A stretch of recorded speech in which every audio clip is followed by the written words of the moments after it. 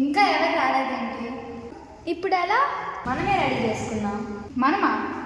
పదండి పదండి.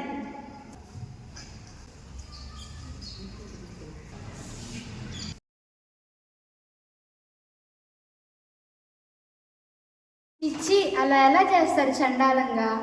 అవును కదా, ఈ చిమ్మటం తుడవటం ఎలా చేస్తారు అందరి ముందు?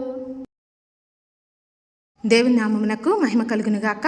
మరి రేపు శుక్రవారపు రాత్రి విజ్ఞాపన ప్రార్థన, సంపూర్ణ రాత్రి ప్రార్థన ఉంటుంది కాబట్టి దయచేసి సంఘస్థులలో ఇవ్వగలిగిన వారు టీ లేదా పలహారం ఇవ్వవలసిందిగా నాకు ముందుగా తెలియజేయవలసిందిగా కోరుతున్నాను. ఇప్పుడు చూడ చెయ్యి ఎత్తిద్ది. ప్రతి దానికి నేనున్నాను, నేను చేస్తాను అనిద్ది. నేను ఇస్తాను పాస్టర్ అమ్మ. పాస్టర్ గారు తక్కువ, వాళ్ళు చేసుకోరా? వాళ్ళకేం తక్కువ, వాళ్ళకి బాగానే వస్తాయి. మనం ఇస్తే కానీ అవ్వదా ఏంటి? ఉన్నారు ఎట్టంటోళ్ళు, ప్రతి దానికి మేమిస్తాము మేము చేస్తామంటారు. వీళ్ళ వల్ల మనం అనిపించుకోవాల్సి వస్తుంది. మెరిసా, డెకరేషన్కి నేను వచ్చాను, మీరు రాలేదే? ఇంట్లో కొంచెం వంట ఉందప్ప. సరే సరే, తొందర రండి. పద ఒక అరగంట అటు ఇటు తిరిగేసి వెళ్ళిపోదాం. లేదు, ఇది నాకు చాలా తలనొప్పిగా ఉంది. ఈరోజు అడిగేస్తాను అమ్మాయిని నేను. శ్రావ్య, ఎవ్వరు రాకపోయినా నువ్వు భలే వస్తావబ్బా. అందులో ఏముంది, చర్చి పనేగా, మన పని కాదుగా. మనకి ఇల్లు వాకిల్లుల్లా. ఇలా చేస్తుంటే నువ్వేం సిగ్గుపడవా? నీకేం అనిపించదా? అంటే నా మాట కాదు, అందరు అనుకుంటుంటే నువ్వు నా ఫ్రెండ్ కదా, అందుకని అడుగుతున్నా. మీ ఇంట్లో పనులు ఎవరు చేస్తారు మెరిసా?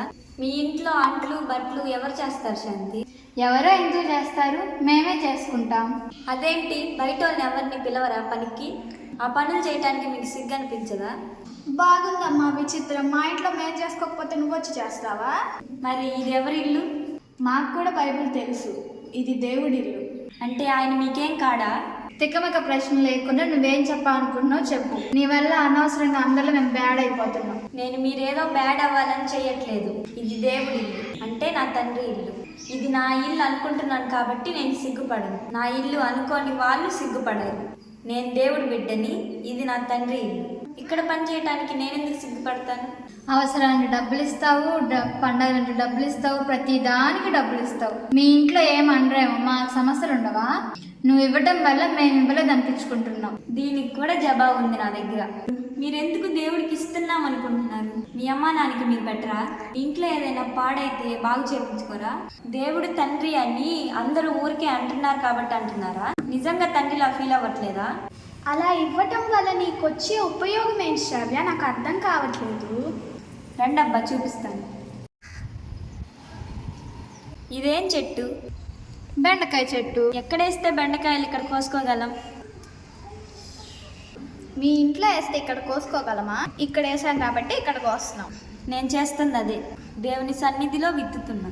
దేవుడి సన్నిధిలో నుంచి ఆశీర్వాదం కోసుకుంటా. నేను పాస్టర్కి ఇవ్వట్లేదు, పాస్టర్కి ఇవ్వట్లేదు, దేవుడికి ఇస్తున్నా అనుకుంటున్నా. నా బలము, నా ధనము ఇక్కడ విత్తుతున్నా. అందుకే నా ఆశీర్వాదం నేను పొందుకుంటున్నా. మీరు నా పనులు కాదు, ఆశీర్వాదాలు చూడండి, అప్పుడు మాట్లాడండి. ఇది చాలా చిన్న లాజిక్, బైబిల్లో చాలాసార్లు చెప్పిన లాజిక్, మనకు అర్థం కాని లాజిక్.